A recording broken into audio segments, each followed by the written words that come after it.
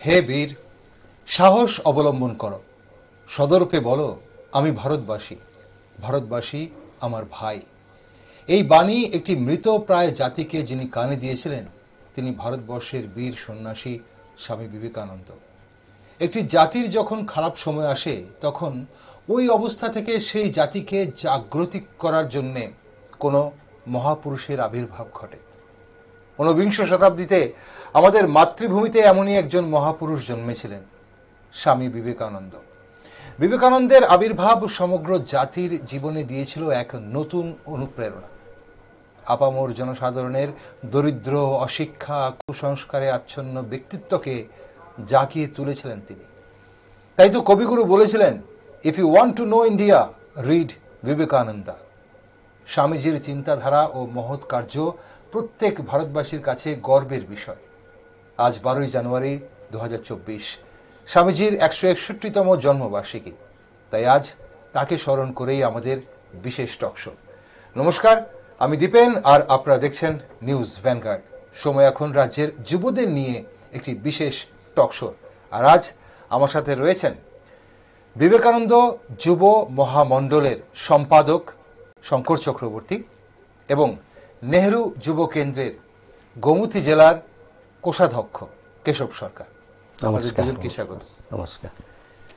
স্বাগত আপনাদের। আর অবশ্যই আজ দর্শক বন্ধুরা আমরা আপনাদের জানিয়ে রাখি, রাজ্যের যুবদের নানান হাল হকিকত আজ আমরা জানবো ওনাদের কাছ থেকে, এবং বিবেকানন্দ যুব মহামণ্ডল এবং নেহরু যুব কেন্দ্র কিভাবে কাজ করছে, কতদিন ধরে কাজ করছে, নানান বৃত্তান্ত আমরা জানবো।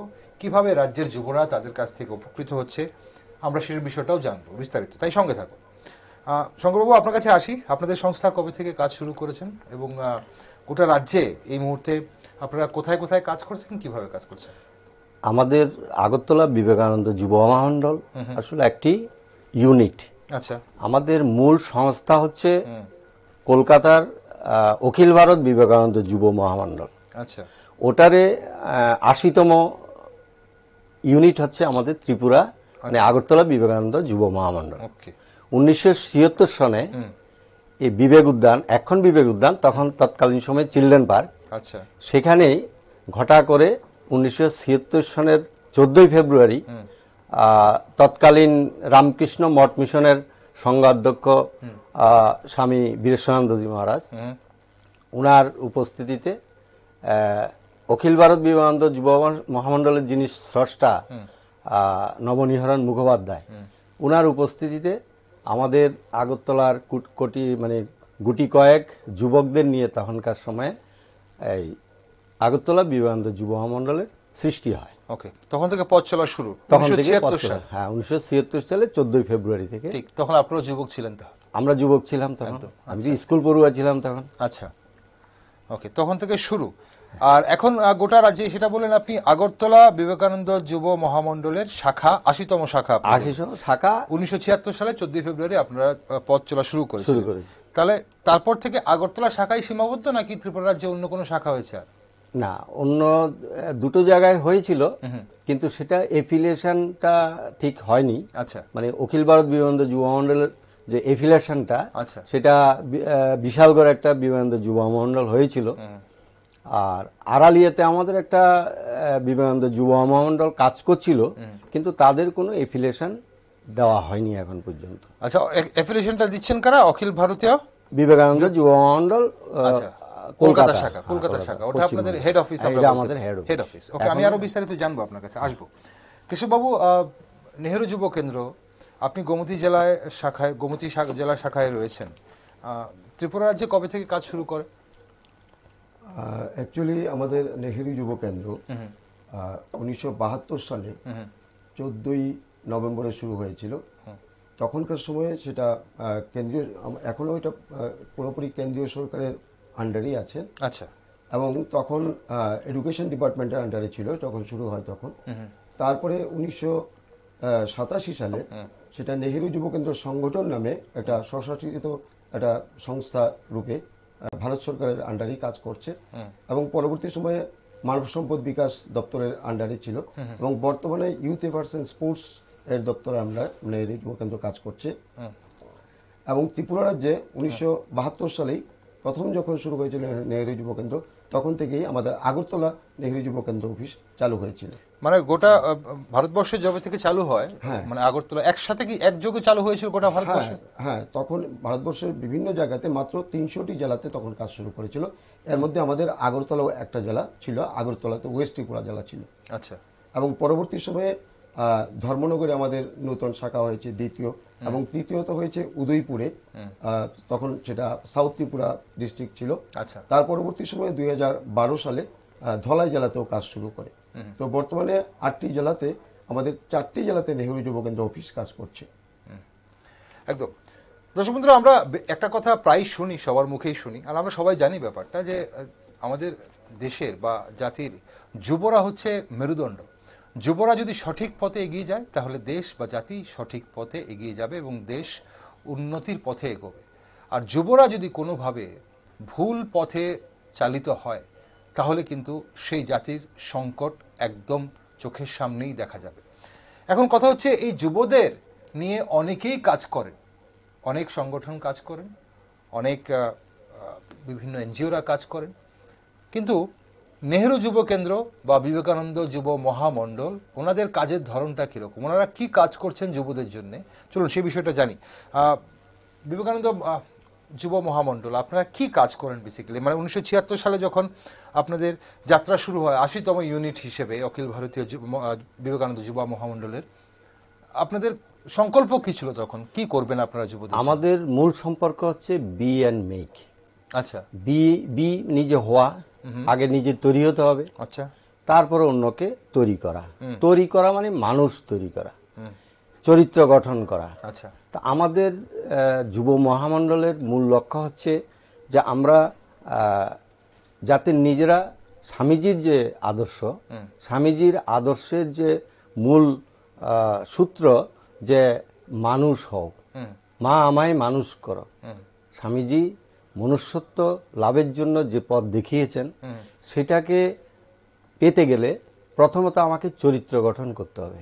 আচ্ছা।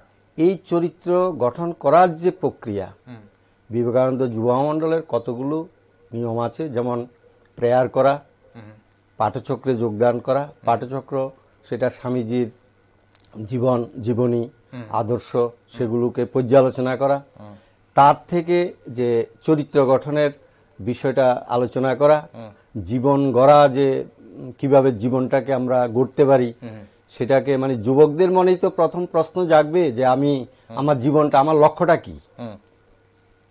একটা যুবকের যখন মনে প্রশ্ন জাগবে যে আমার লক্ষ্য কি, আমি কি করব, পড়াশোনা শিখছি, জীবনে আমি উন্নতি করব, কি করব, আমার লক্ষ্যটা কি, এই লক্ষ্যটা যখন মনে প্রশ্ন আসবে, সেই লক্ষ্যের মধ্যে যদি তার প্রথম জিজ্ঞাসা আসে যে না, আমাকে মানুষ হতে হবে, চরিত্রবান মানুষ হতে হবে, একটা আদর্শকে আমাকে সামনে দাঁড় করাতে হবে, একটা আদর্শকে লক্ষ্য করে যদি আমি এগুতে থাকি, তাহলেই আমার এই চরিত্র গঠন, মনসংযোগ এবং তারপরে আমি সমাজ সেবার দিকে আমি যেতে পারবো, মানুষের নিঃস্বার্থভাবে কিছু করার জন্য এগিয়ে যেতে পারবো।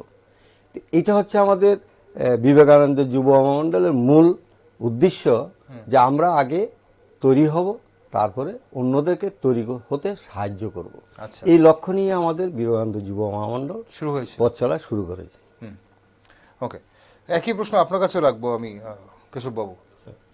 এই যে নেহেরু যুব কেন্দ্র, আমরা বেসিক্যালি নেহেরু যুব কেন্দ্র কথা যখন শুনি, নেহেরু যুব কেন্দ্র স্পোর্টসের সঙ্গে যুক্ত, নেহেরু যুব কেন্দ্র আরো কয়েকটি যে সমাজ চেতনার কাজের সঙ্গে যুক্ত, যতটুকু আমরা জানি। কিন্তু বেসিক্যালি কি কাজ করছি, কেন স্থাপন করা হয়েছিল বা শুরু করা হয়েছিল, পথ চলা কেন শুরু হয়েছিল নেহেরু যুব কেন্দ্র? অ্যাকচুয়ালি প্রথম থেকেই নেহেরু যুব কেন্দ্র যখন শুরু হয়, তখন তার উদ্দেশ্য ছিল যে আমাদের ভারতবর্ষে স্কুল স্টুডেন্ট যেরকম আছেন, এনএসএস ইউনিট আছেন, তো নেহেরু যুব কেন্দ্রটা হচ্ছে এরকম একটা ইউথ সেক্টরকে নিয়ে আমাদের গ্রামীণ এলাকাতে যে সমস্ত ছেলেমেয়েরা স্কুল কলেজের বাইরে চলে গেছে অথবা পড়াশোনা শেষ হয়ে গেছে, আচ্ছা, নন স্টুডেন্ট ইউথ আমরা যাদেরকে বলি, তাদেরকে নিয়ে কাজ শুরু করেছে। আচ্ছা। এবং বেসিক উদ্দেশ্যটা হচ্ছে এই, আমাদের বিবেকানন্দ যুব মহামণ্ডল উনি যেটা বলছেন যে ছেলেমেয়েদের চরিত্র গঠন করার স্বার্থে এই নেহেরু যুব কেন্দ্র কাজ করছে। এবং ভারত সরকারের বিভিন্ন সময়ে যে সমস্ত অর্গানাইজেশনগুলির মাধ্যমে কি বলবো, যেটা যে সরকারি যে সমস্ত কাজগুলি, অ্যাওয়ারনেস প্রোগ্রাম, বিভিন্ন training program, self employed training program এবং ন্যাশনাল ইন্টিগ্রেশন ক্যাম্প, ওই সমস্ত কাজগুলিকে নিয়ে নেহেরু যুব কেন্দ্র কাজ করছে। আচ্ছা, যেখানে আমাদের নন স্টুডেন্ট ইউথরা তারা সেলফ এমপ্লয়েড হওয়ার জন্য এরকম অনেক ট্রেনিং আমাদের আছে নেহেরু যুব কেন্দ্রের মাধ্যমে চলছে, যেখানে ভোকেশনাল ট্রেনিং আছে, আপনার স্কিল ডেভেলপমেন্ট ট্রেনিং আছে। অর্থাৎ ছেলেমেয়েরা পাশ করার পরে বা পাশ না করলে পরেও ভবিষ্যতে যারা তাদের নিজেদেরকে পরিচালিত করার জন্য, সমাজে তাদেরকে তুলে ধরার জন্য, অর্থনৈতিক দিক থেকে তাদেরকে আরো বিকশিত করার জন্য যে সমস্ত পদক্ষেপগুলি নেওয়া দরকার, ভারত সরকারের পক্ষ থেকে যেগুলি আমাদের দেওয়া হয়, আমরা সেইভাবেই সেটাকে ইমপ্লিমেন্ট করি। আচ্ছা, ওকে। আপনাদেরকে তাহলে মানে কাজ দেওয়া হয়, বুঝিয়ে দেওয়া হয় যে আপনাদের এই কাজটা করতে হয় এবং আপনারা সেটাই করেন। ঠিক। এবং আপনি যেটা বললেন যে এই স্কিল ডেভেলপমেন্ট বলুন বা সেলফ এমপ্লয়মেন্ট বলুন বা ইউথ, নন স্টুডেন্ট ইউথ, আপনি খুব সুন্দরভাবে বললেন যে যারা পড়াশোনা করছে না অথচ তারা ইউথ, যুব যারা হয়তো পড়াশোনা শেষ হয়ে গেছে বা পড়াশোনা মাঝপথে ছেড়ে দিয়েছে, ড্রপ আউট যারা, তাদের জন্য আপনারা কাজ করেন। এখন কথা হচ্ছে যে এরা কারা, এদের আপনারা কিভাবে বেছে নেন? বা ধরুন আমি যদি অন্যভাবে বলি যে এই মুহূর্তে আমার এই অনুষ্ঠান আমাদের যারা যুবরা যারা শুনছেন, ওরা যদি ভেবে থাকে যে আমিও বিবেকানন্দ যুব মহামণ্ডলের একজন সদস্য হব বা নেহেরু যুব কেন্দ্রের সদস্য হব, তাহলে কিভাবে হবে? এক, কোনো একটির যদি সদস্য হয় তাহলে কি আরো একটিতে সে সদস্য হতে পারবে? ধরুন আমি যদি আজকে বিবেকানন্দ যুব মহামণ্ডলের সদস্য হই, কালকে কি আমি নেহেরু যুব কেন্দ্রের সদস্য হতে পারবো? সদস্য হওয়ার জন্য কি ক্রাইটেরিয়া আপনারা রেখেছেন এবং কাদের আপনারা এই সুযোগগুলো দেন সদস্য হওয়ার? বিবেকানন্দ যুব মহামণ্ডলের এমন কোনো ধরাবাঁধা ক্রাইটেরিয়া নেই। এটা সম্পূর্ণ একটা অরাজনৈতিক সংস্থা, কোনো সরকারি কোনো ব্যবস্থাপনা বা কোনো কর্মসূচি এতে নেই। এটা সম্পূর্ণ তার যে একটা শিশু থেকে, শৈশব থেকে যখন পড়াশোনার মাধ্যমে সে যখন কৈশোর এবং যুবকে উত্তীর্ণ হয়, তখন তার যে তাদের যে মনের যে চাহিদা, তাকে যে আমরা যেরকম মা বাবা যেরকম ছেলেকে বাড়িয়ে ঘরে বিভিন্ন নৈতিক শিক্ষাগুলো আমরা দিই, সেই শিক্ষাগুলোর কোনো ঘাটতি যদি থাকতেই পারে। সব মা বাবা তো আর সঠিকভাবে নৈতিক শিক্ষা এখন দিতে পারছেন না। এখন সেই নৈতিক শিক্ষার বিষয়টা আমাদের শিক্ষা ব্যবস্থার মধ্যে কমে যাচ্ছে। সমাজ ব্যবস্থাপনা এবং শিক্ষার বিভিন্ন ব্যবস্থাপনার মাধ্যমে ধীরে ধীরে পাঠ্যসূচি বা অন্যান্য সবকিছুর পরিবর্তন হচ্ছে। তা এখন যে সকল ছেলেদেরকে আমাদের যেহেতু সামনে একটা আদর্শ লক্ষ্য মহাপুরুষ হচ্ছেন স্বামী বিবেকানন্দ, স্বামী বিবেকানন্দ যুবকদের জন্য বা ছাত্রদের জন্য উনি শিক্ষার কিরকম শিক্ষা দিলে যে একটা ছাত্র পরিপূর্ণ শিক্ষায় শিক্ষিত হবে এবং একটা মানুষ পরিপূর্ণ মানুষে পরিণত হতে পারে। আমরা তো আমরা জন্মগ্রহণ করেছি, ঠিক আছে, আমাদের জৈবিক যে সমস্ত লক্ষণ বা সবকিছু আমরা মানুষ জীব, কিন্তু আমার মন বলতে একটা বিষয় আছে, যে মনের যে আমার ডেভেলপ বিকাশ, এই মনের বিকাশ করার জন্য যে প্রয়োজন, যে সকল বিষয়গুলো প্রয়োজন স্বামীজির আদর্শ থেকে নিয়ে সেটাকে আমরা যুবকদের দিতে পারি। এবং যে সকল যুবকদের মনে এই প্রশ্নটা আসবে যে আমার সঠিক রাস্তা লক্ষ্য ঠিক করতে গেলে আমাকে কিভাবে চলতে হবে, তা আমরা সাধারণত এমন কোনো ক্রাইটেরিয়া ধরাবাঁধা বেঁধে দিই না। কারণ আমাদের যে কর্মসূচি আমরা বলি যুবকদেরকে, বা আমরা স্কুলে যাই, ছাত্রদের কাছে যাই, আমরা কতগুলো কর্মসূচি নিই, যারা নবম দশম শ্রেণী, একাদশ দ্বাদশ শ্রেণী বা কলেজ পড়ুয়া, তাদের কাছে আমরা মাঝে মাঝে এনএসএস ট্রেনিং যখন হয়, ক্লাস ওয়ার্কশপ যখন হয়, তখন আমরা যাই, ওই স্কুলে যাই, হেডমাস্টার মশাইয়ের সঙ্গে কথা বলে আমরা সেখানে যাই। ওই ছাত্রদের কাছে আমরা এই চরিত্র গঠন, মনসংযোগ, জীবন গড়া, এইসব স্বামীজির আদর্শে অনুপ্রাণিত হওয়ার জন্য এবং উনি যা যা বলেছেন মানুষ হিসাবে তৈরি হওয়ার জন্য, আচ্ছা, এটা আমরা তাদেরকে অনুপ্রাণিত করি। আচ্ছা, সেভাবে ওরা আমাদের কাছে আসতে পারে, বুঝলে যখন বুঝে একজন 11-12 ছেলে, কলেজের ছেলে আমাদের কাছে আসে, আস্তে আস্তে ওদের যদি ভালো লাগে আমাদের এই পাঠচক্র, আমরা প্রতি সপ্তাহের একটা দিন পাঠচক্র করি। সব যারা আমরা সদস্য, আমরা কোথায় করেন সেটা? আমরা এখানে আমাদের একটা অফিস আছে, আচ্ছা, জয়নগর নবদিগন্ত লেন, আচ্ছা, শ্রদ্ধেয় ব্রজলাল ভূমিকের বাড়িতে একটা রুম আমাদেরকে উনি স্পেয়ার করেছেন। আচ্ছা, সেখানে আপনারা পাঠচক্রটা এখানে আমরা পাঠচক্র করি। তাহলে যারা আপনাদের এই দেখায় যদি অনুপ্রাণিত হয়ে আমাদের কাছে আসেন, ওকে, আসলে সেখানে এই পাঠচক্রে গিয়ে অংশগ্রহণ করতে পারে। ওরা আমরা দেখি যদি সে নিয়মিত আসে এবং এই যা আমরা পাঠচক্রে অনুশীলন করি সেতে যদি তার আগ্রহ জন্মায়, তখন তাকে আমরা সদস্য পদ দিয়ে দিই। আচ্ছা, এটা আমাদের আপনাদের সিস্টেম এরকম। ওকে, ধরুন কেউ যদি এলো যে যিনি অলরেডি আগে থেকেই নেহেরু যুব কেন্দ্রের একজন সদস্য, তাতে কি আপনাদের না, কোনো বাধা নেই, কোনো বাধা নেই, একদম বাধা নেই। ঠিক একই প্রশ্ন আপনার কাছে কেশব বাবু, আপনাদের কাছে আসবো, কিভাবে কাকে বেছে নেন আপনারা, কাকে বেছে নেন? অ্যাকচুয়ালি আমাদের কাজটা ইমপ্লিমেন্ট করার জন্য গ্রামের যে সমস্ত ইউথ ক্লাবগুলি আছে, যুব সংগঠনগুলি আছে, আচ্ছা, ওদের মাধ্যমে আমাদের কাজটা হয়। তো সেখানে তাদের যে সমস্ত ক্রাইটেরিয়া আছে যে একটা ছেলে বা মেয়ে তার যুব সংস্থাতে যোগদান করতে গেলে পরে একটা কমিটির মাধ্যমে, একটা বডির মাধ্যমে সেখানে তারা যোগদান করে এবং তাদেরকে দিয়ে আমরা কাজ করাই। আমাদেরও সেম, স্বামী বিবেকানন্দ হচ্ছে আমাদের যুবদের প্রতীক, ওনাকে প্রতীক হিসেবে নিয়েই, আদর্শ হিসেবে নিয়েই আমাদের নেহেরু যুব কেন্দ্র বিভিন্নভাবে কাজ করছে। এবং আমাদের একটা বয়স সীমানা একটা আছে, যুবদের যেটা বয়স সেটা হচ্ছে 15 থেকে 29। আচ্ছা, ওই বয়সের যুবা ছেলে মেয়েদের নিয়েই আমাদের কাজ হচ্ছে এবং বিশেষ করে কত বললেন? 15 থেকে 29। আচ্ছা, এবং যে কোনো এর পরের বয়সেরও যে কোনো ছেলেমেয়েরাই, আগেও ছোটরাও করতে পারে, আমাদের ক্লাবগুলির মাধ্যমে কাজ করতে পারে। আচ্ছা, কিন্তু বিভিন্ন ক্ষেত্রে আমাদের ভারতবর্ষে যে সমস্ত কম্পিটিটিভ যে সেক্টরগুলি আছে, আমাদের কতগুলি স্পোর্টস কম্পিটিশন হয়, কালচারাল কম্পিটিশন হয়, সেই ক্ষেত্রে পার্টিসিপেট করতে গেলে আমাদের এই 15 থেকে 29 ক্রাইটেরিয়াটা আমাকে ফিল আপ করতে হয়। আদারওয়াইজ 29 বছরের পরেও যারা আমাদের ছেলেমেয়েরা কাজ করছিল আগে থেকে নেহেরু যুব কেন্দ্রে, তারা কিন্তু তারপরেও কাজের সঙ্গে যুক্ত আছে। সেটা ইভেন কি 40, 50, 60 বছর বয়সে যারা আছে, তারা সর্বত্রই কিন্তু আমাদের নেহেরু যুব কেন্দ্রের সঙ্গে কাজ করছে।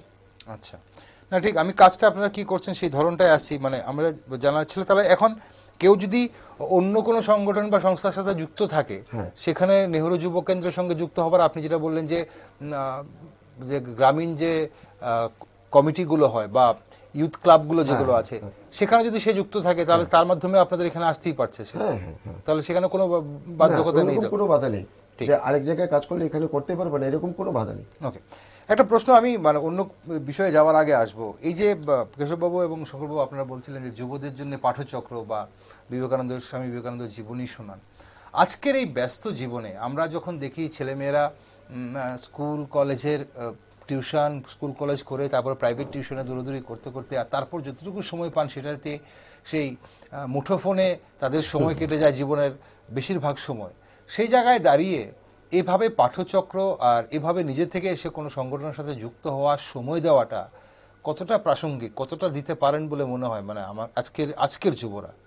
হ্যাঁ, একটু কষ্টসাধ্য, কিন্তু হ্যাঁ, উইল ফোর্স, যদি ইচ্ছা শক্তি জাগ্রত থাকে আর যদি নিয়ম শৃঙ্খলা থাকে, আমরা যদি ছোটবেলার থেকে বয়সের যখন বা যুবক বয়স থেকে আমি যদি শৃঙ্খলা পরায়ণ হই, এই শৃঙ্খলা পরায়ণের মধ্যে যত রকমেরই, যেহেতু আমরা দেখেছি যারা মনীষীরা অনেক পরিশ্রম, অক্লান্ত পরিশ্রম করেও ওনারা যে আজকে যারা ব্যস্ত জীবন যাদের, সে রাজনৈতিক ব্যক্তিত্ব, আধ্যাত্মিক ব্যক্তিত্ব, এরকম যারা আছেন, তারাও কিন্তু একটা নিয়ম শৃঙ্খলার মধ্যে প্রতিটি বিষয় পরিচর্যা করার জন্য, ভালো যেটা সেটা গ্রহণ করার জন্য চেষ্টা করেন।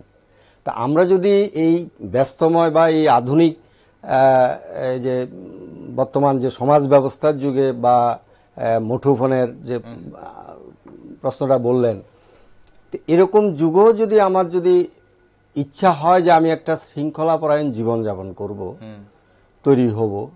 তৈরি হলে তাহলে একটা সময় বের করে নিতে হবে। এই সময়ের মধ্যে সে তাকে ভালো জিনিস যেটা সেটা গ্রহণ করার জন্য, তার ভালো যেটা সেটা গ্রহণ করার জন্য তো নিশ্চয়ই আসতে হবে। ওকে, কেশববাবু আপনার কি মনে হয় এই ব্যস্ত জীবনে কতটুকু সময় পাচ্ছেন এই ধরনের সংস্থা বা সংগঠনের সাথে যুক্ত হওয়া, যেখানে নিজেদের সেলফ মোটিভেটও করা যায় অনেকটা, পাশাপাশি নিজেদের জীবন গড়ার, প্রথমে শুরুতে আপনারা যেটা বলছেন যে জীবন গড়ার কাজে আসে, এই ধরনের সংগঠনের সাথে যুক্ত হবার বা সময় দেওয়ার জন্য সময় কি আছে আজকের যে যারা যুবরা তাদের কাছে? অ্যাকচুয়ালি উনি যেটা বলছেন এটা আমাদের মতামত একই রকম, কিন্তু তারপরেও দেখুন আমাদের গ্রামে যে সমস্ত ছেলেমেয়েরা আছে যারা আমাদের সঙ্গে কাজ করছে বিভিন্ন যুব সংস্থার মাধ্যমে, এরা খুবই ইনোসেন্ট। এরা যখন আমাদের কাছে আসে হলে ভাবতে পারবে না এরা এমন মানসিকতা এরা গড়ে ওঠে আমাদের নেহেরু যুব কেন্দ্রের বিভিন্ন ট্রেনিংগুলির মাধ্যমে। এরা নিজেদেরকে সেইভাবে তুলে ধরার জন্য, এবং অনেক সময় দেখা যাচ্ছে যে ওরা নিজেরাই স্বীকার করে যে আমরা একটা ভুল রাস্তাতে চলছিলাম, কিন্তু নেহেরু যুব কেন্দ্রের বিভিন্ন ট্রেনিংগুলির মাধ্যমে এসে আমরা নিজেদেরকে অনেক বেশি তৈরি করতে আমরা সুযোগ পাচ্ছি, এবং যখন আমরা অনুভব করছি যে আমরা যদি এর বাইরে থাকতাম তাহলে আমাদের জীবনের অনেকটা ক্ষতি হয়ে যেত। আচ্ছা, তো সেই জায়গা থেকে আমরা বুঝতে পারি যে যথেষ্ট কষ্টসাধ্য হলেও আমরা কিন্তু তাদেরকে একটা প্ল্যাটফর্মে নিয়ে এসে, এই নেহেরু যুব কেন্দ্র একটা প্ল্যাটফর্ম যুবকদের জন্য, যাকে নিয়ে আমরা এমন সুন্দরভাবে তাদেরকে গড়ে তোলার জন্য বা নেহেরু যুব কেন্দ্র কাজ করার কিন্তু সুযোগ পাচ্ছে তাদেরকে নিয়ে।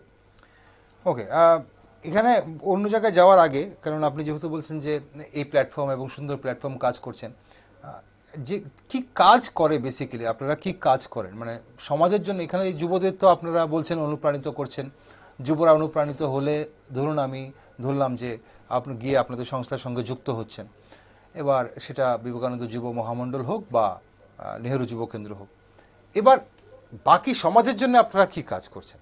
মানে যুবদের জন্য, যুবদেরকে এই মোটিভেট করা ছাড়া বাকি আর কি কাজ করছেন, যেগুলো আগামী দিনে যে যুবক বা যুবতী যে জয়েন করলো আপনাদের সাথে, সে গিয়েও আপনাদের সঙ্গে যখন হাত বাড়াবে তখন কি করবে?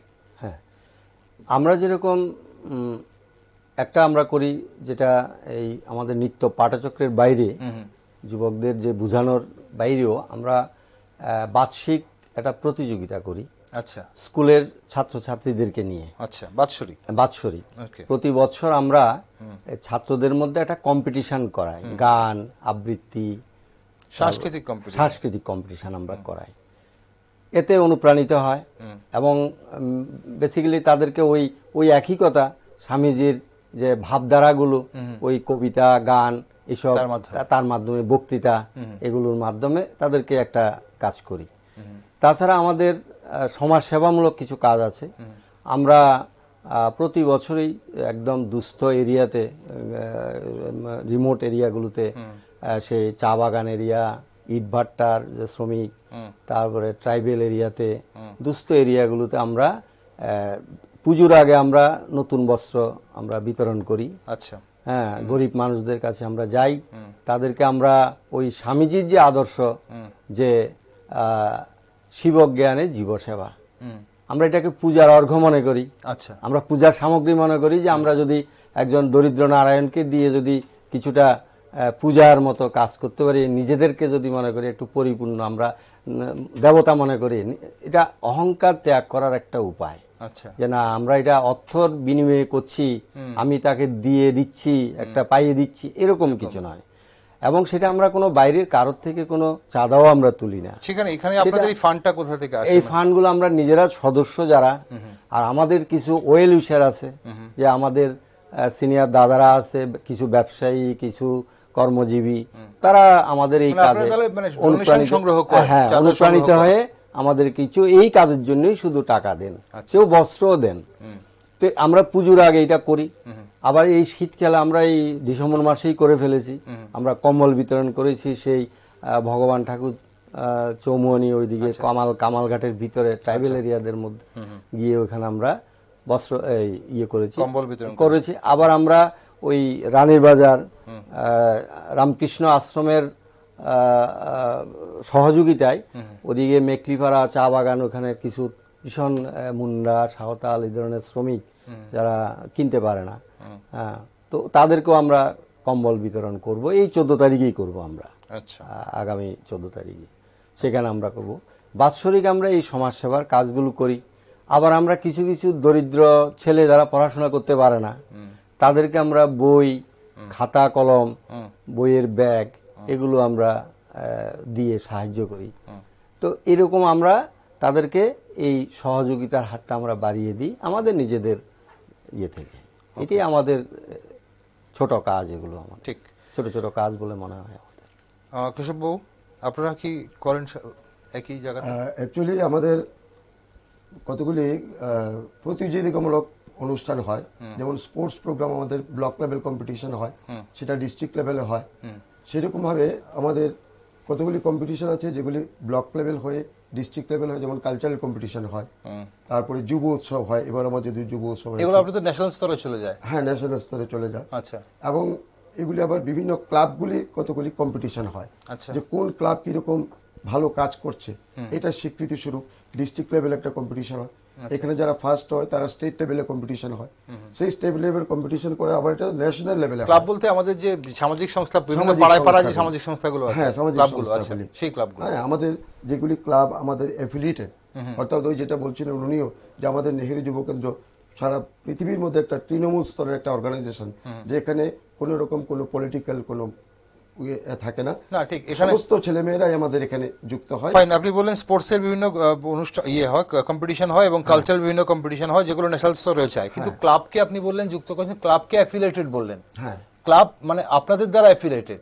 হ্যাঁ, আচ্ছা। অ্যাকচুয়ালি আমাদের সরকারি যে সিস্টেম, অ্যাফিলিয়েশন রেজিস্টার সিস্টেম 1860 অ্যাক্টে, ওই এতে করে তারা, এবং তারা রেজিস্ট্রি হয় সরকারিভাবে। আচ্ছা। এবং আমাদের নেহেরু যুব কেন্দ্রে একটা অ্যাফিলিয়েশন থাকে। আচ্ছা। যেখানে আমাদের বেসিক একটা জিনিস থাকে যে কোনো ক্লাব পলিটিক্যাল অ্যাক্টিভিটি করতে পারবে না, কোন রকম, মানে ধরুন যে এটা দুর্গাপূজা সবসময় করলো ওই রকমের সামাজিক অনুষ্ঠান যেগুলি করবে, ব্লাড ডোনেশন ক্যাম্প করে, হ্যাঁ, এবং তাদের সেলফ এমপ্লয়েড কতগুলি ট্রেনিং, যেমন আমাদের ভোকেশনাল ট্রেনিং থাকে, এতে করে বিভিন্ন রকমের ইভেন্ট থাকে, আপনি বিউটিশিয়ান কোর্স থাকে, ফাস্ট ফুডের কোর্স থাকে, এরকম অনেক কোর্স থাকে যেগুলি আমরা করাই, এবং এর মাধ্যমে তারা কিন্তু ভবিষ্যতে একটা মানে নিজেদের এমপ্লয়েড করার জন্য একটা সুযোগ পায়।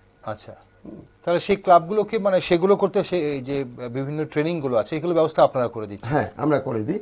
এবং আমাদের এমন কতগুলো ব্যক্তিগত ইভেন্টও আছে, যেমন আমাদের কিছু কয়েক বছর চলছে যে বক্তৃতা কম্পিটিশন বিভিন্ন ইভেন্টের উপরে।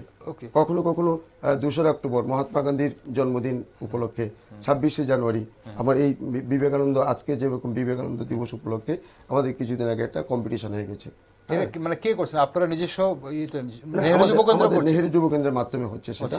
এবং সেখানে ফার্স্ট, সেকেন্ড, থার্ড যারা হয় তারা স্টেট লেভেলে তারা আসে, এখান থেকে আবার ন্যাশনাল লেভেলে সিলেক্ট হয়। আচ্ছা। যেমন বেশ 4-5 বছর হয়েছে আমাদের বেশ কিছু ছেলে ত্রিপুরার বিভিন্ন ডিস্ট্রিক্ট থেকে, ওরা কিন্তু ন্যাশনাল লেভেলে পার্লামেন্টে একটি বক্তব্য রেখেছে। আচ্ছা। ওইটা একটা বিশাল সুযোগ তাদের ব্যক্তিত্ব বিকাশের, তাদের স্বীকৃতি দেওয়ার জন্য এটা বিশাল সুযোগ। আচ্ছা। হ্যাঁ, তো এই অ্যাক্টিভিটিগুলি আমাদের হচ্ছে। আর আপনাদের এটার জন্য যে ফান্ড প্রয়োজন হয়, আপনাদের ফান্ডটা কোথা থেকে আসে? এটা আমাদের গভর্নমেন্ট অফ ইন্ডিয়ার আমাদের যে youth affairs and sports ministry থেকে টোটাল ফান্ডটা আপনাদের এখান থেকে আসে? ওখান থেকে আসে। হ্যাঁ, আপনাদের এখানে ডোনেশন বা এসবের কোনো প্রয়োজন নেই? প্রয়োজন নেই, মানে কি, আমরা যে সমস্ত প্রোগ্রামগুলি গভর্নমেন্টের, যেমন গভর্নমেন্ট যে টাকাগুলি দেয়, দেখা গেল এখানে ওইটা সাফিসিয়েন্ট হয় না, তখন কোঅর্ডিনেশনের মাধ্যমে আমরা বিভিন্ন ডোনেশনের মাধ্যমে এই ফান্ডটাকে এখানে করে কিন্তু আমরা আর একটু বড় করে প্রোগ্রামটা করতে পারি। আচ্ছা। বিভিন্ন ডিপার্টমেন্টের সঙ্গে, ডিস্ট্রিক্ট অ্যাডমিনিস্ট্রেশনের সঙ্গে যুক্ত হয়ে তারাও বিভিন্নভাবে আমাদের হেল্প করে। না, এখন ধরুন একটা স্পোর্টস প্রোগ্রাম, আপনি যে কোনো একটি জেলায় বা একটি মহকুমায় একটি কোনো একটা স্কুলে একটা স্পোর্টস প্রোগ্রাম করছেন, একটা ক্লাবের তরফ থেকে স্কুলের মাঠে করা হচ্ছে হয়তো আপনাদের অ্যাফিলিয়েশনে। এখন সেখানে ধরুন যে অর্থ আপনি বলছেন যে স্পোর্টস ডিপার্টমেন্ট যে অর্থটা দিল, সেই অর্থটা সম্পূর্ণ না, আপনারা একটু বড় করে করতে চাইছেন, সেখানে আপনারা কাকে যুক্ত করেন? সেখানে লাইন ডিপার্টমেন্ট অন্য, যেমন পিডব্লিউডিকে যুক্ত করে দিলেন, বা সেখানে পঞ্চায়েতকে যুক্ত করে দিলেন, এরকম হয় কি, নাকি ব্যক্তিগতভাবে যুক্ত হয় কেউ? এই বিভিন্ন লাইন ডিপার্টমেন্টগুলি আছে এবং বিভিন্ন অর্গানাইজেশনগুলি যে আছে আমাদের, তারাও কিন্তু সেখানে হেল্প করে। আচ্ছা। এমন অনেক জিনিস আছে, মনে করুন যে আমরা এটাকে টাকা দিয়ে করতে হতো, কিন্তু তারা ভলান্টারিলি তারা আমাদের সঙ্গে যুক্ত এই কাজটা করে দিচ্ছে। আচ্ছা। যেখানে আমাদের একটা টাকা কিন্তু সেখানে লাগছে না। এই ভলান্টারিজম মানে ওয়ার্কটা কিন্তু আমাদের বিভিন্নভাবে বেশি হয় আমাদের সঙ্গে নিয়ে। বিভিন্ন, যেমন ব্লাড ডোনেশন ক্যাম্প করা হয়, তো সেখানে একটা বিশাল পরিমাণ মোবিলাইজেশনের দরকার হয়, ইউথ মোবিলাইজেশনের দরকার হয়। এই কাজগুলি কিন্তু যুবকরাই কিন্তু আমাদের করে দেয় ক্লাবগুলির মাধ্যমে। ওকে, খুব ভালো লাগলো এবং ভালো লাগছে অবশ্যই কেশববাবু এবং শঙ্করবাবু আপনাদের কথা শুনে, যে এভাবে যদি সত্যি সবাই যদি অনুপ্রাণিত হয় এবং আপনাদের মতো সংস্থার সাথে কাজ করে, তাহলে নিশ্চয়ই যুবরা ভালো থাকবে হয়তো। কিন্তু প্রশ্ন হচ্ছে, 1972 সাল থেকে নেহেরু যুব কেন্দ্র কাজ করছেন ত্রিপুরার বুকে, 1976 সাল থেকে আপনারা কাজ করছেন, তারপরও রাজ্যের যুবরা বিপথে কেন যাচ্ছে? প্রথম একটা বিষয়, আমরা যদি সংস্কৃতিকে ধরি, আপনারা সাংস্কৃতিক অনুষ্ঠান করছেন, কম্পিটিশন করছেন, সংস্কৃতির সঙ্গে ওদের যুক্ত পাঠচক্র করছেন, বোঝাচ্ছেন, তারপরও আমরা দেখতে পাচ্ছি একটা বিরাট অংশের যুবরা আজকে আমাদের নিজস্ব সংস্কৃতি ভুলে পাশ্চাত্য সংস্কৃতিকে এভাবে মানে আপন করে নিচ্ছে যে সত্যি আমাদের নিজস্ব সংস্কৃতি মাথা হেট হচ্ছে। এটা কেন হচ্ছে এবং এর জন্য কি করার বলে আপনাদের মনে হয়? তারপর আরেকটা বিষয় আমি আসছি। শঙ্করবাবু। হ্যাঁ, এটা ঠিক। বর্তমান যে কম্পিটিটিভ যুগ এবং যে নিউক্লিয়াস ফ্যামিলি, আমাদের প্রত্যেকটা পরিবারের হয় একটা সন্তান, সে মেয়ে হোক আর ছেলেই হোক। আমাদের সেই জন্ম থেকেই এই ছেলে মেয়েকে কি করে আমরা হয় কোনো প্রফেশনাল মানে বৃত্তিমূলক শিক্ষা, প্রতিযোগিতার এই যুদ্ধ, হ্যাঁ যুদ্ধে মা বাবা থেকে শুরু করে ছেলে মেয়ে প্রত্যেকে লেগে যাচ্ছে। ওই যেটা বললেন, এই ব্যস্তময় সময়ের মধ্যে কোথায় সময় যে এরকম ভালো বিষয়গুলো নিয়ে চিন্তা করা, ভালো সংস্পর্শে আসা, সেই পাঠচক্রে আসা বা এই স্পোর্টসের অংশগ্রহণ করা বা আমাদের সমাজসেবামূলক কাজে অংশগ্রহণ করা। এটা ঠিকই বলছেন, এটা বাস্তব। আমরা ফিল করছি যে আগে যেরকম আমাদের যুবকদের কাছে গেলে যুবকরা সাড়া দিতেন, এখন সেরকম সাড়া আমরা ঠিকই পাচ্ছি না। এটা আমাদের আরো আমাদের হয়তো যেতে হবে, তাদেরকে আরো এই যুগোপযোগী অবস্থায়, যেমন আমাদের আগরতলা বিবেকানন্দ যুব মহামণ্ডলে একটু ঘাটতি যেটা আছে আমি বলতে পারি যে আমরা আমাদের যুব সংগঠনের অন্তর্ভুক্ত একটা বিবেক বাহিনী আর কিশোর বাহিনী, আচ্ছা, এটা আছে। এটা আমাদের ওয়েস্ট বেঙ্গলে এই বাহিনী কাজ করছে। তো আমরা যদি এখানে এদের কাজ হচ্ছে এটাই যে বিবেক বাহিনীর কাজ হচ্ছে যাদের বয়স 6 থেকে 18 বছর পর্যন্ত, যে সকল ছেলেরা, মেয়েরা হচ্ছে 6 থেকে ওই সেই 12 বছর পর্যন্ত কিশোরী বাহিনী বা যাই মেয়েদেরকে নিয়ে, ছেলেদেরকে কিশোর বাহিনী বা বিবেক বাহিনী, একই কথা। ওদের কাজ হচ্ছে ওই একই, যে খেলার ছলে, তাদের মনোরঞ্জনের ছলে, যেটা আগে যেরকম, যে ধরুন না, যেটা এখন হচ্ছে না। স্বামীজি বাল্যকালে ধ্যান খেলেছেন। ধ্যান খেলেছেন কেন খেলেছেন? মনসংযোগ। ধ্যান মানে উনি এত ধ্যানস্থ হয়েছেন যে উনার মনটা এত একাগ্র, সে এই খেলার মধ্যে আরো অন্যান্য সঙ্গীরা ছিল, কিন্তু ধ্যান খেলেছেন। স্বামীজি অন্যদেরকে নিয়ে খেলেছেন, অন্যদের মন চঞ্চল, কিন্তু স্বামীজি স্থির। তো এটার কি শিক্ষা হয়, মরালিটি কি? যে ধ্যান শিক্ষা মানে মনসংযোগ। তাহলে আমি যদি একটা শিশুকে কৈশোর জীবনে তাকে ধ্যান খেলার প্রতিযোগিতায় নামাতে পারি, তাহলে তার মনসংযোগের আগ্রহ বাড়বে, তো পড়াশোনা ভালো হবে। আচ্ছা, 1। 2 নম্বর হচ্ছে যে আত্মবিশ্বাস জন্মানোর জন্য এরকম স্বামীজির অনেক ঘটনা আছে। পরীক্ষা করে নেওয়া, ওই ব্রহ্মদত্তী আছে গাছে, ওই গাছে গেলে বুড়ো দাদু বলছে যে এখানে ব্রহ্মদত্তী আসে। কি করে ব্রহ্মদত্তী আসে, কখন আসে দেখতে হবে, পরীক্ষা করতে হবে। এই যে বিশ্বাস, আত্মবিশ্বাস জাগাতে হবে। এইগুলো কিশোর বয়স থেকে যদি আমরা এই কিশোর বাহিনীর মাধ্যমে, এটা আমাদের দুর্বলতা, আমরা পাচ্ছি না। আচ্ছা, আমরা এখনো করে উঠতে পারছি না। তো আমি এই গত ডিসেম্বর মাসে আমি সেন্ট্রাল ক্যাম্প, অ্যানুয়াল ক্যাম্প হয়, সেখানে গিয়েছিলাম। আমি সিনিয়র সিটিজেন, যদিও যুব শিবির, যুব প্রশিক্ষণ শিবির, আমি সম্পাদক বলে আমার সুযোগ হয়েছে, আমি গেছি এবার। অন্যান্য বছর অন্যরা যান, তো আমার সঙ্গে আরো 2 জন গেছেন। তা আমি গিয়ে, আমি দ্বিতীয়বার গেলাম। এরপর আমি 1984 সনে গেছিলাম, যখন যুবক ছিলাম। তো এখন গিয়ে আমি এটাই দেখলাম যে কিশোর বাহিনী এবং বিবেক বাহিনী কিরকম ভাবে কাজ করছে।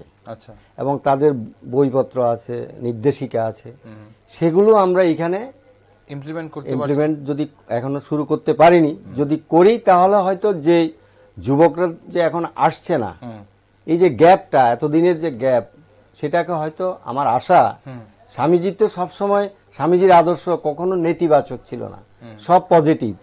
হ্যাঁ, এখন আমাদের একটু খারাপ সময় চলছে, যুবরা বিপদে যাচ্ছে, আমাদের পাশ্চাত্য সংস্কৃতিকে ধরে নিচ্ছে, এই জন্য যে সেখানে চাকচিক্য যেটা আছে সেখানে গেলে, ধরুন না আমাদের এখানেরই একটু কারিগরি বিদ্যা, ইঞ্জিনিয়ারিং শিখে, ডাক্তারি শিখে যদি কেউ আমেরিকা যায়, ভালো পয়সা পায় আর আসতে চায় না, ওখানকার থেকে যেতে চায়। কিন্তু আমাদের যে ভারতীয় যে ওই যে সংস্কৃতি, সে ভারতীয় সংস্কৃতি অনুসারী যে শিক্ষা এবং মনুষ্যত্ব উন্মেষক যে শিক্ষা, সেই শিক্ষাটা আমরা দিতে পারিনি বলেই তাদের এই মাতৃভূমির প্রতি কোনো টান নেই, এবং এটা আমরা আমাদের এখন কথা হচ্ছে যে শঙ্করবাবু, এখানে এই যে আপনি ইমপ্লিমেন্টেশনের কথা বলছেন, কিশোর বাহিনী বা বিবেক বাহিনী, খুব সুন্দর, ভালো কথা, 6 থেকে শুরু করে 12 বছর বা 18 বছরে। এখন এই জায়গায় 6 বছরের একটি শিশুকে যখন আপনি কোনো কিছু বোঝাতে এখন যাচ্ছেন, তখন বা আপনি বোঝাতে চাইবেন যখন, তখন সেখানে তো তার পরিবারকে অন্তরায় হয়, তার পরিবারে বাবা মারা কেন হবে, এখন তো হচ্ছে, এখন আমরা কাজ শুরু করতে পারিনি, যদি শুরু করি তখন বুঝতে পারবো কতটুকু অন্তরায় হয়। এখনো যেহেতু এখানে শুরু করতে পারিনি, কারণ ওখানে তো ভালো কাজ চলছে, আমাদের কেন্দ্রীয় লেভেলে এটা ভালো কাজ চলছে। আমি দেখেছি ছোট ছোট শিশুরা কিরকম পিটি করলো, নাচ গান করলো, ব্যান্ডের তালে তালে, তারপরে খেলাধুলা করলো, তাদের কত। আমি প্রশ্নটা এই জন্যই করলাম যে আজকালকার পিতামাতারা যে আপনি বলছিলেন যে প্রতিযোগিতার এই দূরে এতটাই ফোকাসড, শুধু একাডেমিক পড়াশোনার ক্ষেত্রে এতটাই ফোকাস, তার পাশাপাশি নাচ গান আবৃত্তি যার যার নিজস্ব স্তরে আছে, যে পাড়ার যে ক্লাব বা পাড়াতে যে সামাজিক সংস্থা, সেখানেই যখন কোনো অনুষ্ঠান হয় সেখানেও কিন্তু পা রাখতে দেন না অনেক বাবা মা, পরিবেশ ভালো না বলে। এখন খেলার মাঠ আছে, অনেকেই আগে আমরা মাঠ নেই বলে চিৎকার করতাম, কিন্তু মাঠ আছে, খুঁজে পাওয়া যায় মাঠ, কিন্তু সেই মাঠে খেলার জন্য শিশুর পা নেই। এখন কথা হচ্ছে সেখানেই এখন বাবা মা বা পরিবারের অন্যরাই কিন্তু অনেকটাই দায়ী আমরা। তো সেই জায়গায় দাঁড়িয়ে এই ধরনের সংগঠনকে বিবেক বাহিনী বা কিশোর বাহিনীর কথা শোনার জন্য কতটুকু দেবে, সেটা আমরা পরীক্ষামূলক করে দেখতে পারি, আমরা চেষ্টা করব, এই বছরে আমরা শুরু করব। আচ্ছা, আমরা অলরেডি নলছড়ে আমরা একটা অর্ধদিবসীয় যুব শিবির করেছি, সেখানে ডাক্তার, ইঞ্জিনিয়ার, ব্যবসায়ী, এরকম যুবক বয়সের, আচ্ছা, ম্যাক্সিমাম আমরা 30 জন 35 জন ছোট ছোট গ্রুপ নিয়ে আমরা এই ক্লাস করি। তো আমরা এই নলছড়ে গেছি, নলছড়ে গিয়ে আমরা কথা বলেছি, সেখানে তাদের যে মনোযোগ দেখলাম আমাদের কথার মধ্যে, একদিনের অর্ধদিবসীয় মানে কি, আমরা 11টায় গেছি, 1:30টায় শেষ করে ফেলেছি। তো সেটা যদি একদিনের হয়, 2 দিনের হয় বা ঘন ঘন হয়, তাহলে তাদেরকে আমরা নার্সিং করে হয়তো আমরা এই যুবকদেরকে আমরা আনতে পারবো। এখন বলছেন যে কিশোরীদের গার্জিয়ান যারা আছেন, অভিভাবক যারা আছেন, তাদের ভিতরে আসলে এই চেতনাটা এখন আমরা দিতে পারিনি, এই যে মহামণ্ডলের যে কর্মধারাটা কি, লক্ষ্যটা কি, উদ্দেশ্যটা কি, এটা যদি আমরা ওই কিশোরীদের অভিভাবকদের কাছে নিয়ে পৌঁছাতে পারি, তাহলে নিশ্চয়ই আগ্রহ হয়তো পাবো। আমরা এটা পরীক্ষামূলক এখন শুরু করব। কেশববাবু, আপনাদের কি এই ধরনের কোনো সমস্যার সম্মুখীন হতে হয়, যেহেতু আপনাদের এটা কেন্দ্র সরকারের আন্ডারে একটি সংস্থা, তাহলে এখন এখানে যোগদানের জন্য কেউ কি অন্তরায় হয়, কোনো জায়গা থেকে, পরিবার থেকে কোনো ধরনের অন্তরায় বা বাধা সৃষ্টি করা হয়? অ্যাকচুয়ালি যেটা আপনি বলছেন এটা ঠিক, যে আজকাল অনেক ছেলেমেয়েরা বা গার্জিয়ানরা ক্লাবে বা বিভিন্ন এরকম জায়গায় সামাজিক প্রতিষ্ঠানে আসতে দেয় না। আমি বলবো কি, এই জন্য কিন্তু ছেলেমেয়েরা বা ইউথরা কিন্তু দায়ী না, এ দায়ী আমাদের গার্ডিয়ান, আমরা বাবা মারা। কারণ বিপদে তারা যাচ্ছেন, আমরা বিপদে ঠেলে দিচ্ছি। আমি এই জন্য বলছি কথাটা, দেখুন আজকাল দিনে আমরা রেসপেক্ট করতে জানি না, ছেলে মেয়েদেরকে আমরা রেসপেক্ট করতে শিখাইনি। আমি বলবো যে মেইন যে শিক্ষাটা হওয়া উচিত সেটা বাড়িতে হওয়া উচিত, এবং বাবা মাকে শ্রদ্ধা করা, ঠাকুমাকে শ্রদ্ধা করা, ঠাকুরদাকে শ্রদ্ধা করা, এই কাজটা কিন্তু বাড়ির থেকে এখন উঠে গেছে। আমরা কেউ শিখাই না তাদেরকে। অ্যাকচুয়ালি এই পরিবারের থেকে আস্তে আস্তে যখন সমাজে সে যায়, তখন সে অনেক ধরনের জিনিস সে দেখতে পায়, জানতে পারে। সেই ক্ষেত্রে আমরা যদি বাড়িতে তাদেরকে ভালো জিনিসটা শিখাই, সংস্কৃতিটা শিখাই, আমরা যদি খাওয়ার টেবিলে বসে, আজকাল কেউ একসঙ্গে খায় না, আগে যেরকম রাত্রেবেলা সবাই একসঙ্গে বসে যেত, সেটা কিন্তু হয় না। তাহলে কি হয়, একটা জিনিস সংস্কৃতি চর্চা হতো, আলোচনা হতো, বাবা মাকে, অন্যদেরকে, মানে বড়দেরকে শ্রদ্ধা করার মতো যে জিনিসগুলো, এই জিনিসগুলি কিন্তু চর্চা করতে পারতো। এইটা আমরা করি না বলেই আজকে আমরা বলছি যে তারা বিপদে যাচ্ছে, এবং বিভিন্ন কাজে তারা লিপ্ত হচ্ছে। আচ্ছা, ঠিক না? তো সেই জন্য কিন্তু আমরা দিই এবং আমাদেরকে সেটা কন্ট্রোল করতে হবে, আমাদেরকে তাদেরকে আবার সেই ভুল জায়গা থেকে ফিরিয়ে আনতে হবে আমাদেরই দায়িত্ব নিয়ে। ঠিক, আমি তুমি আর আমাদের সন্তান মিলে যে পৃথিবীটা হয় সেই পৃথিবীটা খুব একটা ভালো জায়গায় নিয়ে যাচ্ছে না আমাদের, সেটাই আমাদের মনে হচ্ছে এই মুহূর্তে। আমরা সংস্কৃতির কথা যখন বলছি তখন আমরা দেখছি যে নেশায় বুঁদ হয়ে যাচ্ছে আমাদের যুব সমাজের একটা বৃহৎ অংশ। এখানে এই ক্ষেত্রে আপনারা কি ধরনের কাজ করছেন এবং যারা অলরেডি নেশায় আসক্ত হয়ে গেছেন তাদের জন্য কোনো ধরনের কাজ করছেন কিনা, এবং যারা আসক্ত হননি তাদেরকে নেশা থেকে দূরে রাখার জন্য আপনারা কি করছেন, এবং বা যদি না করে থাকেন কি করবেন বলে আপনাদের মনে হয়, কি করা উচিত? শঙ্করবাবু। হ্যাঁ, আমরা যারা নেশামুক্ত করার জন্য আমাদের অ্যাকচুয়ালি এমন কোনো প্রোগ্রাম হাতে এখনো নিইনি আমরা করতে পারি, কারণ তাদের কাছে যেতে হবে, বুঝাতে হবে তারা কেন নেশাগ্রস্ত হচ্ছে, কিসের নেশা। তো এই যে এখন যে নেশা, সেই কোরেক্সি হোক, ট্যাবলেট ফর্মে হোক, ইনজেকশন ফর্মে যে সকল নিচ্ছে, এটা সাময়িক তার জৈবিক প্রবৃত্তির জন্য সে নিচ্ছে, তার মানসিক ডেভেলপমেন্ট তো হচ্ছে না। এখন তাদের কাছে গিয়ে যদি আমি ওইটাকে মুক্ত করে, যদিও স্বাস্থ্য কেন্দ্র বা যে ড্রাগ ডি-অ্যাডিকশন প্রোগ্রাম আছে বা ওরা চেষ্টা করে, সেরকম আমাদের কোনো কর্মসূচিও নেই, কিন্তু আমরা তাদের কাছে যেতে পারি, গিয়ে তাদেরকে আমরা ধীরে ধীরে হয়তো হবে চেষ্টা করতে পারি। আমরা যদি করিনি এখনো কোনো কিছু এরকম, যদি চেষ্টা করি যে ওই নেশাটা, যে চরিত্র গঠনের নেশা বা স্বামীজির যেটাকে আমরা হয়তো রসিকতার ছলেও বলি যে বিবেকানন্দ টনিক, এমনি টনিক খেয়ে নেশাগ্রস্ত হয়ে পড়ে থাকে, কিন্তু বিবেকানন্দের যে আদর্শ সেটাকে ধীরে ধীরে ধীরে ধীরে যদি আমরা তার মধ্যে মগজে ঢুকাতে পারি, হয়তো এই পাঠচক্রের মাধ্যমে হোক বা অন্যান্য আলোচনার মাধ্যমে হোক বা তার একটা কাজের মাধ্যমে হোক, তার যে কারণে সে নেশাগ্রস্ত হয়ে যাচ্ছে সেটাকে বুঝে মানসিকভাবে তাকে যদি একটা আমরা কোনো কাজে লাগাতে পারি, তো এইভাবে তাকে যদি পরিবর্তন করে আমাদের রাস্তায় আনতে পারি, তো সেই নেশাই যদি আমরা ঢুকাতে পারি, তাহলে হয়তো সেটা ছেড়ে এটাতে আসতে পারে। এটা আমার ভাবনা চিন্তা। কেশববাবু, আপনারা কি করছেন? ওই ক্ষেত্রে দেখুন, আমরা আমাদের বেশ কিছু অর্গানাইজেশন আছে, যে যুব সংগঠনগুলি, তারা কিন্তু সরাসরি আমাদের সরকারের সহযোগিতা নিয়ে এরকম সেন্টার কিন্তু তাদের আছে, তারা কিন্তু এই কাজটা করছে। এবং আমাদের অর্গানাইজেশন নেহেরু যুব কেন্দ্র, এটাও বলতে পারেন যে সেই রকম একটা অর্গানাইজেশন যেখানে আমাদের ছেলেমেয়েরা, আমাদের যে ক্লাবে যে আছে, তারা অনেকে এখন স্বীকার করে বলে যে আমি তো এরকম ভাবে একটা বিভিন্ন একদম বিপদে চলে গেছিলাম, আমি একদম মানে এরকম ড্রাঙ্ক করতাম, এরকম অবস্থাতে তখন আমরা দেখলাম যে নেহেরু যুব কেন্দ্রের মাধ্যমে, আমিও বলছি যে 20, 25, 30 বছর আগে যারা এরকম ইউথরা ছিল তারা স্বীকার করছে, এখন বলছে যে তখনকার সময় আমি দেখেছিলাম যে নেহেরু যুব কেন্দ্রের একটা ইউথ লিডারশিপ, আগে আমাদের ছিল এটা ইউথ লিডারশিপ ট্রেনিং প্রোগ্রাম, যে ওই ট্রেনিং প্রোগ্রামে যখন আমি এসেছি, আমার দাদা আমাকে বললো যে ওই ট্রেনিং এ যা, ওই ট্রেনিং এ গেলে পরে নিজেকে একটু তৈরি করার সুযোগ পাই। তো যখন এসছি এখানে এসে, যখন আগে 15 দিনের ট্রেনিং ছিল, তো ওই ট্রেনিং করে প্রথম থেকে তো ওরা থাকেই না, ওরা রাত্রে মানে ওয়ার্ল্ড টপকে চলে যায়, কিন্তু এমন আছে যে ওয়ার্ল্ড টপকে চলে যাচ্ছে, আমাদের ভলান্টিয়ার্সরা গিয়ে তাকে টান দিয়ে ধরেছে, ধরে এসে তারপর যে সে রয়েছে, এরপরে তখন অ্যাকচুয়ালি আমাদের নেহেরু যুব কেন্দ্রের মূল ছিল ত্রিপুরাতে বিধুভূষণ ভৌমিক, আমাদের উনি নেই আজকে, এবং পরবর্তী সময়ে জবা চক্রবর্তী, উনিও রিটায়ার্ড চলে গেছেন, আমাদের জ্যোতিলাল চক্রবর্তী স্যার উনি ছিলেন। তো ওনাদের মাধ্যমে, ওনারা রিসোর্স পার্সন ছিলেন, ওনাদের মাধ্যমে, এবং রামকৃষ্ণ মিশনের মহারাজরা আমাদের ট্রেনিং এর রিসোর্স পার্সন ছিলেন। তো ওনাদের বক্তব্য শুনে, ওনাদের ক্লাস শুনে 15 দিন পরে এরকম হয়, আপনি ভাবতে পারবেন না, ছেলেমেয়েরা আর যেতে চায় না। তো একটা কান্নার রোল আগের দিন রাত্রে থেকে শুরু হয়, যে তারা এই একটা পরিবেশ ছেড়ে চলে যাচ্ছে। তো ওই জিনিসগুলি কিন্তু ছেলেমেয়েরা কিন্তু স্মৃতিচারণ করে, যে আমি যদি ওই রকম ট্রেনিং এ যদি আমি না যেতে পারতাম, তাহলে কিন্তু আমি আজকে এই রকম একটা মূল স্রোতে আসতে পারতাম। আজকে সেরকম হচ্ছে না কেন? আপনাদের ইউথ লিডারশিপ ট্রেনিং প্রোগ্রাম কি এখন নেই? হ্যাঁ, একটু টাইম টু টাইম এগুলো একটু চেঞ্জ হয়, আছে, কিন্তু একটু চেঞ্জ রূপে আসে, তারপরে কিন্তু আমাদের ট্রেনিং প্রোগ্রামগুলি আছে।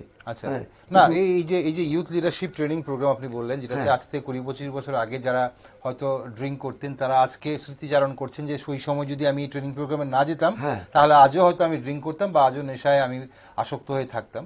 তাহলে আজ যখন আমার যুব সমাজ যখন এইরকম পজিশনে রয়েছে, যখন প্রত্যেকটা সমাজের প্রত্যেকটা অঙ্গ থেকে কথা উঠে আসছে, প্রতিবাদ হচ্ছে, সোচ্চার হচ্ছে, যে যেরকম পারছে চেষ্টা করছে, সেখানে ব্যক্তিগত স্তরে হোক বা সাংগঠনিক স্তরে হোক, তখন আপনাদের মতো সংস্থা কেন এখনো এগিয়ে আসতে পারছেন না? শঙ্করবাবু, আপনি বললেন যে এখনো কাজ শুরু করিনি বা আমাদের এখনো কিছু করা হয়নি, করা যেতে পারে।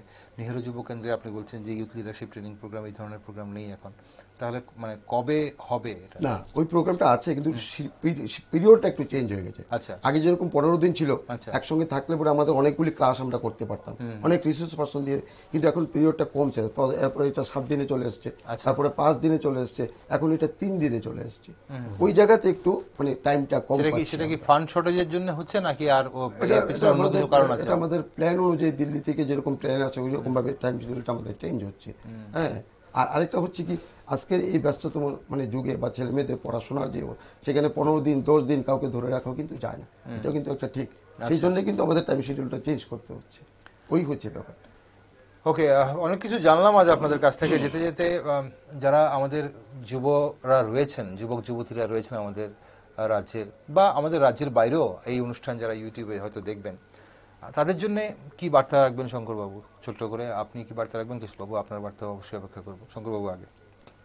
আমি বলতে চাই যে যেহেতু আমাদের যুব আইকন স্বামী বিবেকানন্দ, তো আমি সমস্ত যুবকদের প্রতি আহ্বান করব যে স্বামীজির যে নির্দেশিত পথ, যে চরিত্র গঠন করা, তার মনোবল বৃদ্ধি করা, আত্মবিশ্বাস জাগিয়ে তোলা, এবং আমাদের ভারতীয় সংস্কৃতির যে অনুসারী শিক্ষা ব্যবস্থা, তাতে সে সমৃদ্ধ হয়ে যাতে তার নিজের জীবন গঠন করে এবং যুবকরা যাতে এগিয়ে আসে, তারপরে তারা সমাজ সচেতনতার মাধ্যমে নিঃস্বার্থভাবে কিছু যদি কাজ করে, সমাজের কাজ করেন, মানে যেরকম যে পজিশনেই থাকুক না কেন, আমরা স্বামীজি যেরকম বলেছেন যে আমি কর্মজীবী হতে পারি, মানে চাকরিজীবী হতে পারি, আমি ব্যবসায়ী হতে পারি, আমরা যেই বা আমি কৃষক হতে পারি, আমি দিনমজুর হতে পারি, আমি যেই প্রফেশনেই থাকি না কেন, হ্যাঁ, ডাক্তার, ইঞ্জিনিয়ার, যেই প্রফেশনে থাকি না কেন, আমি যাতে নিষ্ঠাভাবে এবং নিঃস্বার্থভাবে আমার যে দান, আমার যে সমাজের প্রতি কর্তব্য, দায়িত্ব, সেই বোধটাকে আমার মানে জাগিয়ে তোলা এবং পরিষেবা দেওয়া। যদি নিঃস্বার্থ এই পরিষেবা দিই, তাহলে এটা দেখা দেখি নিজে পরবর্তী অনুসারী যারা যুবকরা দেখা দেখি ওরাও আসবে, এগিয়ে আসবে। তো আমাদের প্রচেষ্টা থাকবে, যুবকদের প্রতি আমাদের আহ্বান থাকবে যে আমাদের এই যে যুব মহামণ্ডলের যে নির্দেশিত পথ, সেই শরীর চর্চা, মনসংযোগ, চরিত্র গঠন করা, জীবন গড়া, এই নিত্য যে তার অধ্যবসায়ের সাথে যদি করা হয়, তাহলে তাকে একটা সঠিক পূর্ণাঙ্গ মানুষ হিসাবে গড়ে উঠতে পারবে, এটাই আমার আশা। ওকে, কেশববাবু। আমি যেটা বলবো যে ওই ক্ষেত্রে আমাদের আরেকটু মানে গভীর জায়গায় গিয়ে কাজ করতে হবে। সেটা হচ্ছে, আমি বলবো যে আমি প্রায় সময় বলে থাকি যে নার্সারি থেকে শুরু করা। আচ্ছা, আমরা যদি আজকের যে বাচ্চাটা আসে, এরকমটা আমরা বুঝি মানে নেহেরু যুব কেন্দ্র বলি বা অন্যান্য সংস্থাগুলি বলি এবং সরকারি প্রতিষ্ঠানগুলিতে বলি, যেরকম স্কুলগুলিতে যদি স্কুল যেটা তারা এডমিশন নেয় যখন, তখনই যদি এরকম বিবেকানন্দের ছোট কিছু বই পাওয়া যায়, যেগুলি আমি আমাদের ট্রেনিং এর মাধ্যমে কিন্তু আমি বিলি করি, সেই ছেলে মেয়েদেরকে 5 টাকা 10 টাকার কতগুলি বই পাওয়া যায়, এগুলিকে আপনাকে সার্ভিস দিই। সেই সঙ্গে আমি বলবো যে সরকারি প্রতিষ্ঠানগুলিতেও সরকারিভাবে যদি এরকম কেউ এডমিশন নেয়, যেমন স্কুলের বাচ্চারা নার্সারি স্কুলে ভর্তি হয়, প্রাইভেট স্কুলে ভর্তি হয়, সেই ভর্তির ফর্মের সঙ্গেই যদি এরকম একটা ছোট বই দিয়ে দেওয়া হয়, বিবেকানন্দের বই, এবং এটা কলেজে গেলে পরে যদি কলেজে ভর্তির সময় তাকে যদি একটা বই ধরিয়ে দেওয়া হয়, তাহলে কি হবে, বাড়িতে থাকলে পরে কেউ না কেউ, বিশেষ করে গার্ডিয়ানরা কিন্তু বইটা পড়বে। আচ্ছা, তাহলে ওই যে একটা বিবেকানন্দের বই, আমরা আপনি সবাই জানি যে এক একটা বোমার মতো কাজ করে, একটা জাগ্রত হওয়ার কাজ করবে।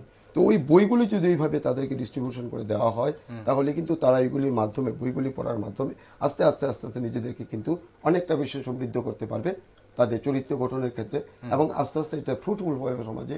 আজকের যে বিপদগামী যুব সমাজ আছে, আমি আশা করি যে ওইটা অনেকটা কমে যাবে। এবং বিশেষ করে এমন কিছু কিছু কাজ আমরা মানে সরকারিভাবেও বেসরকারিভাবেও করতে পারি। যেমন ট্রাফিক পয়েন্ট যেগুলি আছে ওইগুলিতে যদি এরকম কিছু মাইক্রোফোনের মাধ্যমে যদি কিছু ক্যাসেট যদি বাজানো যায়, যেটা বিবেকানন্দের উপরে বিভিন্ন রকমের বাণী হতে পারে, রবীন্দ্রনাথের গান হতে পারে, নজরুল ইসলামের গান হতে পারে, ওইগুলি যদি বিভিন্ন পয়েন্ট সেটা নিয়মিত করা, সেটা শুধু একদিনের জন্য নয়, কোনো বিশেষ নিয়মিত অনুষ্ঠানে করা, নয়, তাহলে আমার মনে হয় অনেকটা বেশি মানুষের কাছে এই জিনিসটা পৌঁছানো যায়। ঠিক। অসংখ্য ধন্যবাদ আপনাদের দুজনকে। আজ আপনাদের সংস্থা সম্পর্কে, সংগঠন সম্পর্কে আমরা জানলাম আজ অনেক কিছু বিস্তারিত। আগামী দিনে আপনাদের হাত ধরে যেন আমাদের রাজ্যের যুবরা সঠিক পথে চলতে পারে, সেটাই আমরা আশা করব আপনাদের কাছে, এবং আপনাদের দুজনকেই শুভেচ্ছা রইল তার জন্য। ধন্যবাদ দুজন। ধন্যবাদ। দর্শক বন্ধুরা, এতক্ষণ আপনারা দেখছিলেন আজ আমাদের সঙ্গে বিবেকানন্দ যুব মহামণ্ডলের সম্পাদক শঙ্কর চক্রবর্তী ছিলেন, এবং নেহরু যুব কেন্দ্রের গোমতী শাখার কোষাধ্যক্ষ কেশব সরকার ছিলেন। যুবদের নানান দিক নিয়ে আমরা আলোচনা করলাম। তবে আজ যেহেতু স্বামী বিবেকানন্দের জন্মতিথি, এখানে দাঁড়িয়ে একটা কথা তো আমাদের বলতেই হয়। কেশববাবু বইয়ের কথা বলছিলেন। বই পড়া আজকাল আমরা অনেকেই ভুলে যাচ্ছি। স্কুলের বইটা বা কলেজের বইটা বন্ধ করার পর আর হাতে বই নিতে পারছি না। মাঝে মধ্যে খবরের কাগজ নিই, তাও নিতে প্রয়োজন হয় না, কারণ আজ মুঠোফোনে বা মোবাইলে আমরা সবকিছু পেয়ে যাই। তো মোবাইলে কিন্তু ডিজিটাল বইও পাওয়া যায়। মোবাইলে কিন্তু আপনি ইচ্ছে করলে সারা দিন ধরে বিবেকানন্দের বাণীও পড়তে পারেন। তো চলুন না, সারাদিনে যদি আমরা 5 মিনিট সময়ে বিবেকানন্দের একটা বাণী পড়ি আর সেটা বোঝার চেষ্টা করি, তাহলে হয়তো আমরা আমাদের আশপাশের যুবদের অনেকটা আগামী দিনে সঠিক পথে চলার জন্য সাহায্য করতে পারবো। আমরা নিজেরা পড়ব বিবেকানন্দের বাণী, বিবেকানন্দের জীবনের কথা, এবং আমাদের যারা যুবরা রয়েছে, যুবক যুবতীরা রয়েছে, তাদেরকে উদ্বুদ্ধ করব সেটা করতে। তাহলে হয়তো আমাদের যুবশ্রেণী ভালো থাকবে, এবং যুবরা ভালো থাকলেই আমাদের দেশ এগিয়ে যাবে। চলুন, দেশের নানান খবর, রাজ্যের নানান খবর এবং আন্তর্জাতিক নানান খবর দেখার জন্য, নিউজ আপডেট দেখার জন্য এবং বিশেষ করে টক শো দেখার জন্য চোখ রাখুন শুধুমাত্র নিউজ ভ্যানগার্ডে।